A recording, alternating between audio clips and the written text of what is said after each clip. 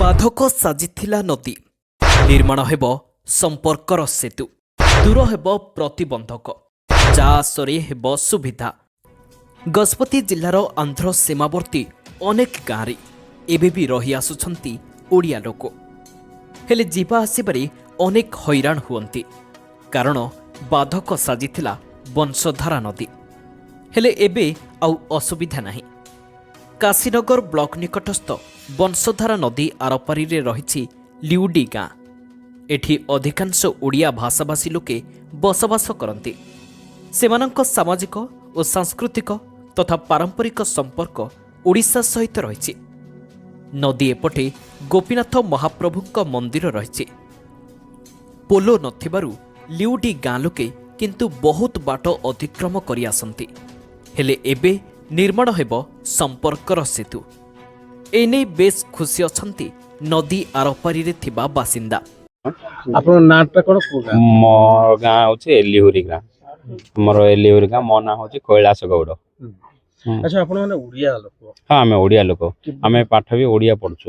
ଏବେ ଆମର ଏ ଗାଁରେ ବି ଓଡ଼ିଆ ପାଠ ଅଛି। ସମସ୍ତେ ଓଡ଼ିଆ ପଢୁଛୁ। ସୀମା ବିବାଦ ହେଲା ପରେ ବଂଶଧାରା ନଦୀଟା ବିବାଦ କରିଦେଇଛି। ହଁ, ସୀମା ବିବାଦ ହେଲା ବେଳେ ଆମେ ଏଇ ଆନ୍ଧ୍ରାରୁ ରହିଯାଇଛୁ।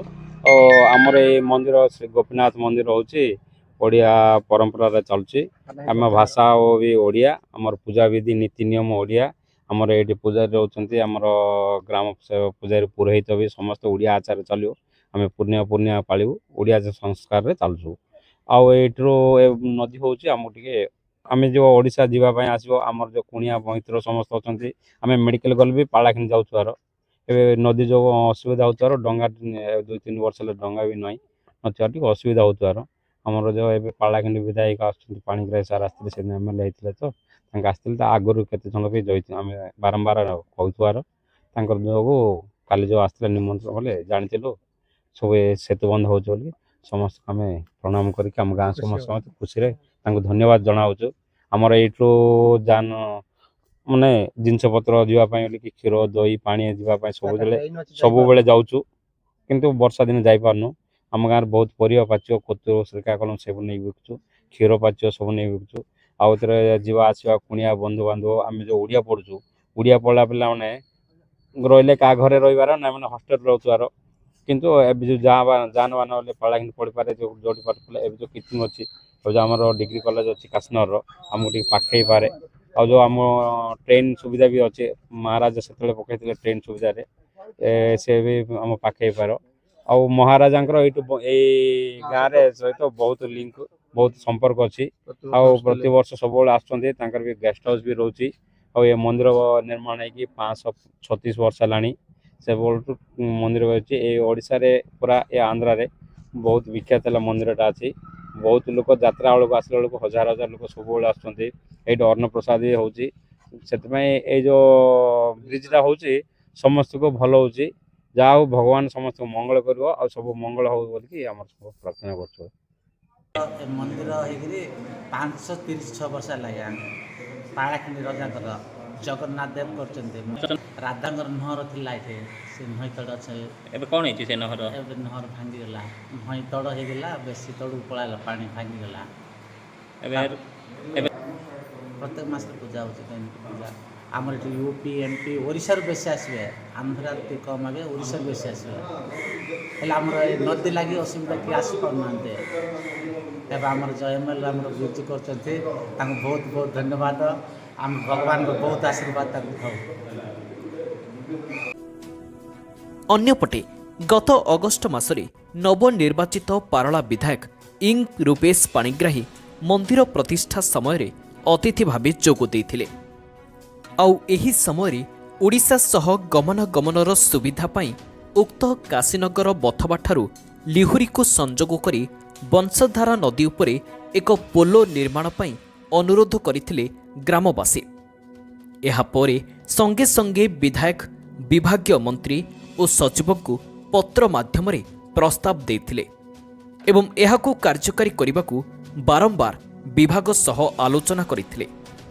ଆଉ ଏବେ ଏଠାରେ ପୋଲ ନିର୍ମାଣ ପାଇଁ ଅନୁମୋଦନ କରିଛନ୍ତି ସରକାର। ଏହାପରେ ବିଧାୟକଙ୍କୁ ଏବଂ ରାଜ୍ୟ ସରକାରଙ୍କୁ ଧନ୍ୟବାଦ ଜଣାଇଛନ୍ତି ସ୍ଥାନୀୟ ଜନପ୍ରତିନିଧି।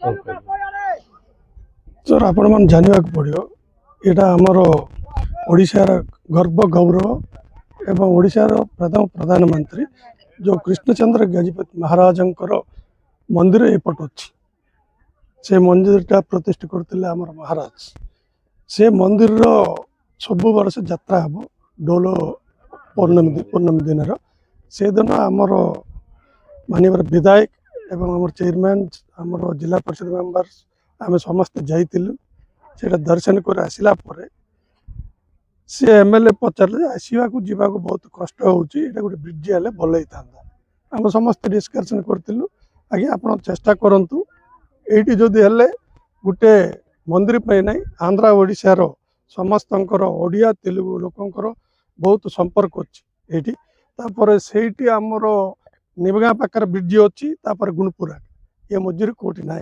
जीवा बहुत असुविधा हो लोक से दिन डिस्कसन करूँ आम पलैलु आप विजु सेतु जोटा थिला आज से परिवर्तन करवर्तमान सरकार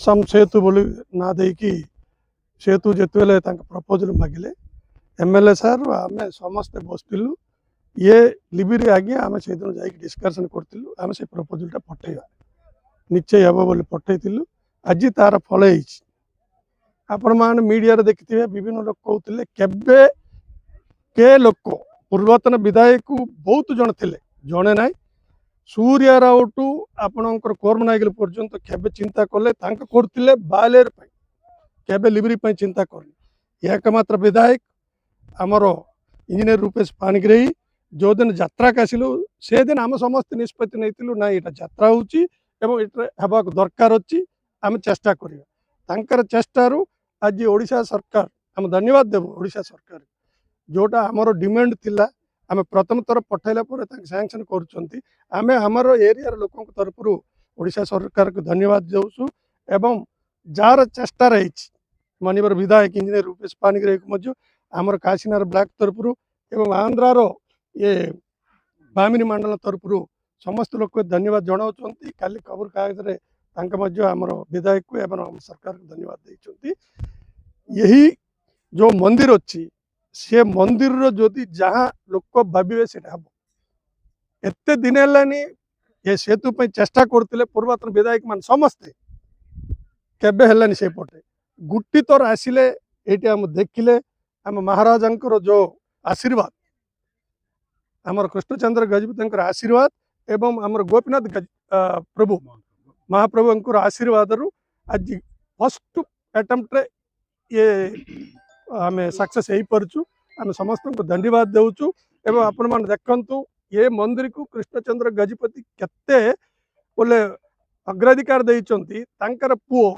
एक्स एमपी गोपीनाथ गजपति प्रभु ये भगवान ना ता पुओ को देइचंती गोपीनाथ गजपति आमर कृष्णचंद्र गजपति सेते इच्छा थिला ये प्रभु गोपीनाथ गजपति उपरे एवं ये एरिया उपरे सबु बेले आमर पौर्णमी दिन डोलो पौर्णमी दिन ये यात्रा हे महाराज से कृष्णचंद्र गजपति से गुड़र आसिकी ये मागा कर एरिया लोक समस्त आसबार ये आज आउे पुनर्बार जो मंदिर प्रतिष्ठा थिला गोपीनाथ मंदिर आज पुनर्बार आउे यहाँ बहुत उच्चक जीव लोक आसवे आउे जहाँ आगे थिला सिमिति आगामी दिन रे आरो प्रतिष्ठा बढ़िया बोली मु आशा करुच्ची एवं ये काम हेबापी जेतेक लोक आमर समिति मेंबर बाबूराव एवं आमर जगन्नाथ चेयरमैन सायमा मैडम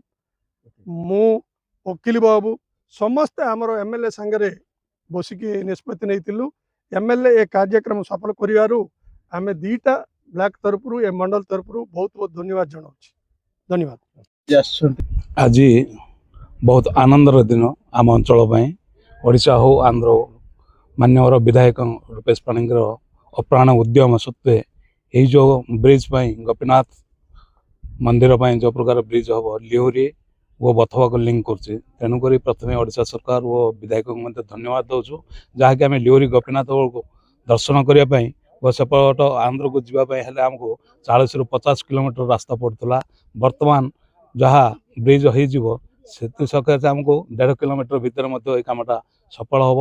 ସମସ୍ତ ଯାତାୟାତ ଯିବା ଆସିବା ଓ ବାଣିଜ୍ୟ ବିଜନେସ୍ ମଧ୍ୟ ଆନ୍ଧ୍ର ଓଡ଼ିଶାର ବଢ଼ିବ। ଚାଷୀମାନଙ୍କର ଯାହା ଧାନ ହଉ କପା ହଉ ଯାହା ଯିବା ଆସିବା ଆନ୍ଧ୍ର ଓଡ଼ିଶାର ମଧ୍ୟ କମ୍ୟୁନିକେସନ୍ ବିଜନେସ୍ ବଢ଼ିବ ବୋଲିକି ଆମେ ଆଶା କରୁଛୁ। ଯଥାଶୀଘ୍ର ଏଇ କାମଟା ତୁରନ୍ତ କରିବେ ଓ ମାନ୍ୟବର ବିଧାୟକଙ୍କର ଯେଉଁ ଉଦ୍ୟମ ଥିଲା ସେ ଯାହାକି ଆମର 2ଟି ଡିମାଣ୍ଡ କରିଥିଲେ ଓଡ଼ିଶା ସରକାରଙ୍କୁ ପ୍ରଥମ ଥର ଭାବରେ ସେ 2ଟି ଯାକ ସାଙ୍ଗସନ୍ ହେଇଛି। ଯାହାକି ବର୍ତ୍ତମାନ ଏଇ ବ୍ରିଜ୍ ଗୋଟେ ହେଇଛି ବଥୁଆ ଟୁ ଲିହୁରି ତତ୍ସଙ୍ଗେ ଘୁଷାଣୀ ପାଖରେ ମଧ୍ୟ ଗୋଟେ ବ୍ରିଜଟି ସାଙ୍ଗସନ୍ କରିଛନ୍ତି ଶଙ୍କନ ପାଖରେ। ତେଣୁକରି ଯେଉଁ ପ୍ରକାର ଉଦ୍ୟମ କରୁଛନ୍ତି ସେ ଲୋକଙ୍କର ବିଧାୟକ ପ୍ରତ୍ୟେକ ଲୋକଙ୍କର ସିଏ କୌଣସି ପ୍ରକାର ଦଳ ନିର୍ବିଶେଷରେ ଲୋକଙ୍କର ସମସ୍ୟାରେ ସେ ଯଥାଶୀଘ୍ର ସମାଧାନ ହେବ ସେଥିସକାଶେ ସର୍ବଦା କାମ କରି ଆସୁଛନ୍ତି। ତେଣୁକରି ବାରମ୍ବାର ଆମେ ଧନ୍ୟବାଦ ଦେଲେ ବି ଅତ୍ୟୁକ୍ତି ହେବ ନାହିଁ। ଆମ ଅଞ୍ଚଳ ତରଫରୁ ଆମର ବ୍ଲକ NSE ଓ ଆନ୍ଧ୍ର ଏ ଲୋକାଲ ସମସ୍ତଙ୍କ ତରଫରୁ ଇଞ୍ଜିନିୟର ରୂପେଶ ପାଣିଗ୍ରାହୀ ମହୋଦୟଙ୍କୁ ଧନ୍ୟବାଦ ତତ୍ସଙ୍ଗେ ଓଡ଼ିଶା ସରକାରଙ୍କୁ ମଧ୍ୟ ଧନ୍ୟବାଦ ଜଣାଉଛି। ତେବେ ପୂର୍ବରୁ ଏନେଇ ଅନେକ ଥର ଅଭିଯୋଗ କରିଛନ୍ତି ଗ୍ରାମବାସୀ। କୌଣସି ଜନପ୍ରତିନିଧି କିମ୍ବା ବିଧାୟକ କେହି କେବେ ଶୁଣି ନାହାନ୍ତି। ହେଲେ ବର୍ତ୍ତମାନ ବିଧାୟକଙ୍କ ଏଭଳି ଲୋକଙ୍କ ସମସ୍ୟା ଶୁଣି ବାହାବା ସାଉଣ୍ଟୁଛନ୍ତି। ଉଦୟଗିରିରୁ ଦେବାଶିଷ କାର୍ଜୀଙ୍କ ରିପୋର୍ଟ, ଓଡ଼ିଶା ନ୍ୟୁଜ୍ ନାଓ।